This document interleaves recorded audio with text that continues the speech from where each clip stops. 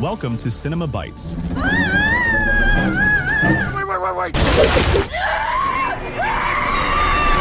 Your go-to for movie recaps in a flash.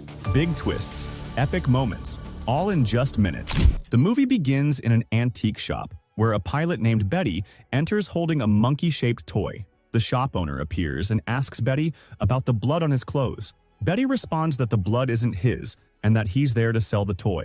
He warns the owner not to let the monkey beat the drum under any circumstances, as it could lead to disaster. Betty seems nervous, and suddenly, the monkey starts drumming on its own. Betty becomes worried, but the shop owner doesn't pay attention. As soon as the monkey stops, a rat in the shop chews through a rope, triggering a statue to release an arrow that kills the shop owner. Betty is shocked and takes the toy outside, setting it on fire. After this incident, Betty disappears completely, and his wife, Louis, believes he abandoned his family to live alone. She raises their twin sons, Bill and Hall, by herself. Hall doesn't like his brother because Bill often mistreats him. One day, Bill and Hall open their father's closet and find many things, including the monkey toy. The box says to wind the key at the back to make the toy work. Bill wants to activate it, but Hall is hesitant and warns him not to. Ignoring his brother, Bill winds the key. The monkey raises its hand but doesn't drum, leading them to think the toy is broken. The next morning, Louis leaves the boys with their nanny, Angela, as she goes on a date. Strangely, the monkey is seen sitting on the couch.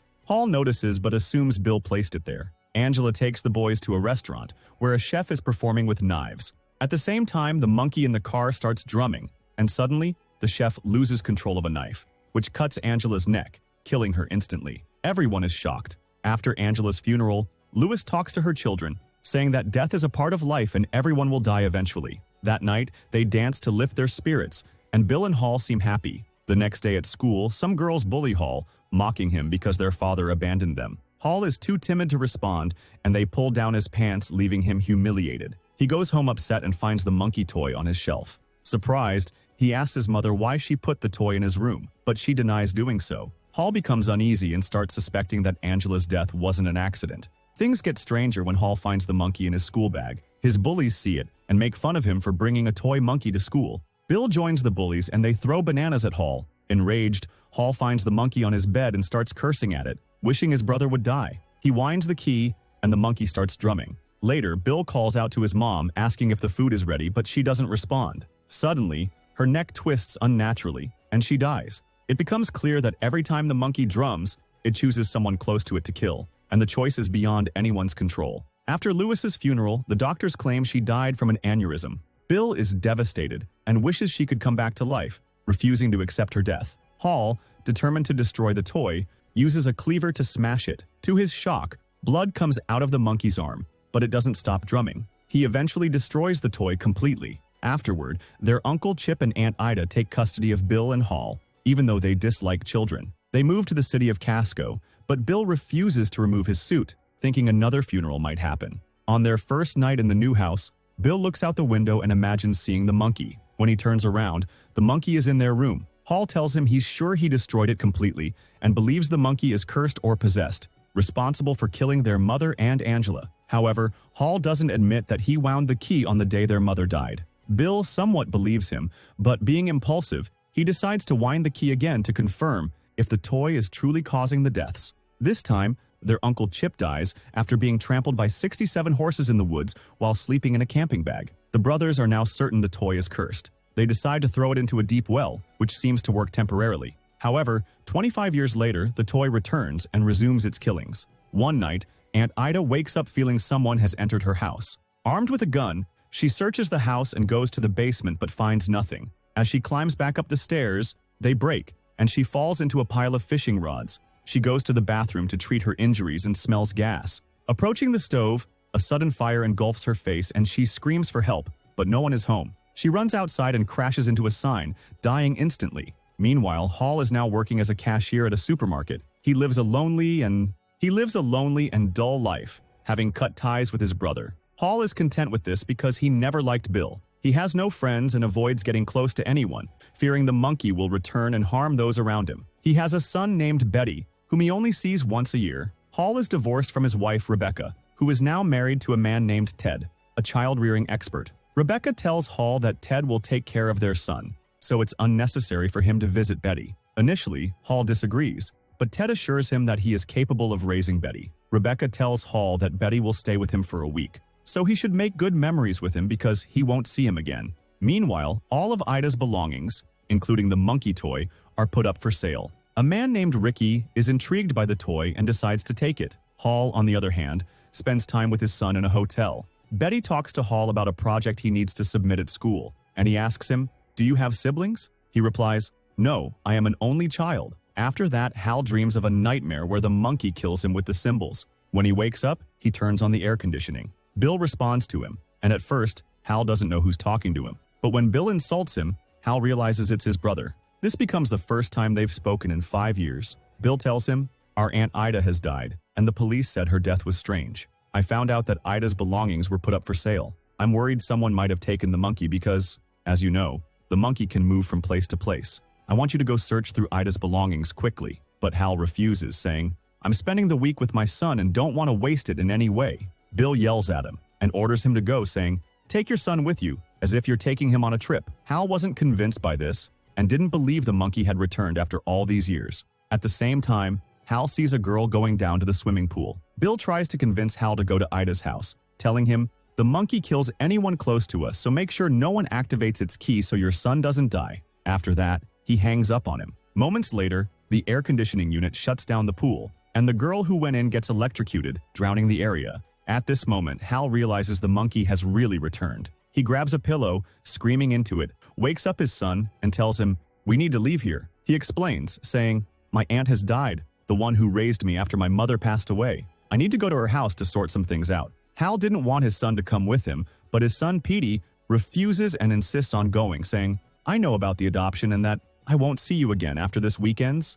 I don't want to waste time and want to spend as much time with you as possible. Grandma Louise would have been happy to see us together." Later, Hal remembers his mother and dreams of being young and talking to her. But the dream turns into a nightmare where his mother's face bleeds and explodes. Hal wakes up in the new hotel and gets worried when he doesn't find his son beside him, but his son enters the room. Afterward, they head to Ida's house. They meet a real estate agent named Barbara, who was responsible for selling Ida's house. She tells Hal, "Your brother Bill told me you were coming." Petey is surprised because Hal had told him he was an only child. Barbara and Hal enter the house. Barbara tells him that several city residents have died in painful accidents, one from a lawnmower and another from a snake coming out of a hole. Every day, there were 1 or 2 incidents. Hal starts to feel anxious and searches the entire house for the monkey, but there was a door that wouldn't open. Hal feels that Barbara is stalling, so he doesn't get a chance to explain anything to her. Barbara uses all the keys until the door finally opens, but a metal bar falls on her, killing her, and her blood covers Hal. Nothing remains of her. Meanwhile, Petey wanders through the house and finds a picture of Hal and Bill as children,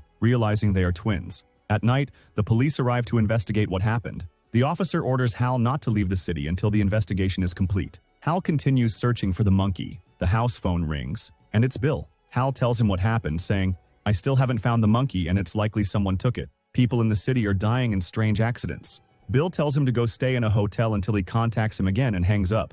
Hal suspects his brother is planning something. He opens the city's phone directory to look for a number registered under their family name. But he finds something strange, a number registered under the name of the monkey. He decides to call that number and hears a voicemail in Bill's voice saying, "I finally found the monkey toy I've been searching for." At this point, Hal begins to understand everything. Bill had taken the monkey toy and wound its key, causing all the recent accidents. The scene shifts to Bill, who is still wearing his funeral suit. We learn that when Bill was young, he realized that Hal had wound the monkey's key and caused their mother's death. Bill went down to the well to retrieve the toy but didn't find it, only its key. He had been waiting all these years to find the toy. In 2016, Bill found a note saying, "Wind the toy's key." He understood this as a sign that the toy would soon come to him. Everywhere he went, he imagined the toy's presence. Bill desperately wanted to find the toy to take revenge on Hal and kill him, believing Hal was responsible for their mother's death. And he was preparing his funeral suit, and one night he went to Bill's house hoping to find the toy, but he did not find it. And at that time, she also woke up when she thought that someone broke into her house, and what happened to her happened. And Bill, after that, sent Ricky to get the toy, and Bill turned the key and asked the monkey to kill Hal. But the one who died was the girl who went down to the pool. And when Bill tried again, the ones who died were the townspeople. And Bill decided that he would keep trying several times until it was Hal's turn to die, and he did not care who died. As for Ricky, He was knocking on Bill's door and saying, "I want to buy the toy from you because it reminds me of my father." Bill cursed him and ordered him to leave, and Ricky got angry and went back home and took out a weapon to kill Bill. But Hollow. Betty Hall says to his son, "I will call your mother to bring you back to her, because you are not safe with me." Betty said to him, "But you will not see me again." Hall said to him, "At least you will be safe with Ted." And Betty gets upset because he wants to stay with his father and takes him back to the hotel. And Hollow calls Bill and says to him, "I found out that the monkey is with you, so stop playing the game because of you innocent people are dying. And I am not afraid for myself, I am afraid for my son." So Bill says to him, "If you want your son to be okay, bring him and come and let him turn on the game switch, because whoever turns on the game switch never dies and grows up and turns on the switch until you die. And then you will stop playing the game completely." And here he was, not convinced of the idea. So Bill says to him, "You have no other choice, or I am the one who will turn on the game switch, and whatever happens, happens. Make your decision and tell me." And the door closes in his face, and Hall was not interested in his words and wants to return Betty to his mother and his house. He asks him, "Why do you act like you care about me, and why did you give birth to me in the first place, since you want to stay away from me?" Hal tells him that the decision to give birth to you was made when I was young and I wasn't aware. And Betty gets more upset by this talk as he feels that life has made a mistake, and Hal tries to fix what happened and tells him that he is very precious to me, and I want to stay away from you because strange things are happening, and I don't want you to get involved in them. Suddenly, the hotel door knocks, and it is Ricky wearing his father's police uniform and pointing a gun at Hall and Betty and asking them to come with him so that he can get the monkey toy back from Bill, and orders Betty to sneak into Bill's house and steal the toy without Bill noticing. Hal isn't able to object because Ricky pointed a gun at them and tells Betty, "Never wind the key on the back of the toy." Petey understands that this toy is the reason behind his father's strange behavior. Despite Hal's warning not to wind the key, Petey sneaks into Bill's house and steps on a trap that nearly kills him. Luckily, the axe misses him. This was one of many traps Bill had set up. Petey quickly notices them and avoids them all. However, he steps on a wire that causes bowling balls to fall. One of the balls lands on a device and stops. Later, Petey sees his uncle with the monkey toy, asking the monkey to kill the right person. Petey asks him, "Are you okay?" Bill replies, "I'm not okay at all. I need a small favor from you. Wind the key on the back of the toy. It's just a toy, so there's nothing to worry about." Despite Hal's warning, Petey agrees to wind the key, unaware of the consequences. The monkey starts drumming. At the same time, the tree trunk in front of Hal's car begins to swing, carrying a beehive. Ricky feels an itch in his hair, scratches it with a gun, and a stray bullet fires, hitting the car's window and creating a hole. A bee escapes through the hole, followed by a swarm that attacks Ricky, entering his mouth and killing him brutally. Hal survives and gets out of the car, calling for his son. Bill orders Petey to wind the key again. When Petey refuses, Bill takes the monkey from him and hits him. Bill angers the monkey, ordering it to kill Hal. He tries to force its hand down to drum, but he can't. The monkey drums, and both are thrown far away. Suddenly, the monkey starts drumming rapidly, signaling a large number of deaths. Bill hears people in the neighborhood screaming. When he looks out the window, he sees a plane crashing, houses burning, and corpses falling through his apartment ceiling, including a bride's body from a suicide. Hal confronts his brother. Bill confesses, saying, "I was trying to kill you because of our mother's death." Hal also admits, "When I was young, I tried to kill you too, but we were kids and unaware. As our mother said, that's life, and we all die. But you've caused a massacre in the city." Bill regrets his actions. Hal extends his hand, saying, "Let's go back to being brothers again." Bill greets him and prays for complete revenge. But the game doesn't let him go in peace. It works, and the bowling ball blew off Bill's head, separating it from his body. Hal and Betty came out of this massacre safely. While walking, they see the corpses of the people who died. Hal decided to keep the monkey with him so that it wouldn't fall into the wrong hands and lead to more killings. They stop at the traffic light and see an old man riding a horse with smoke rising as if they came from hell. After that, they drive away in the car, and the last thing we see is a school bus where everyone inside died in an accident. If you enjoyed the video, don't forget to subscribe to the channel and hit the notification bell to get more new videos. See you next time.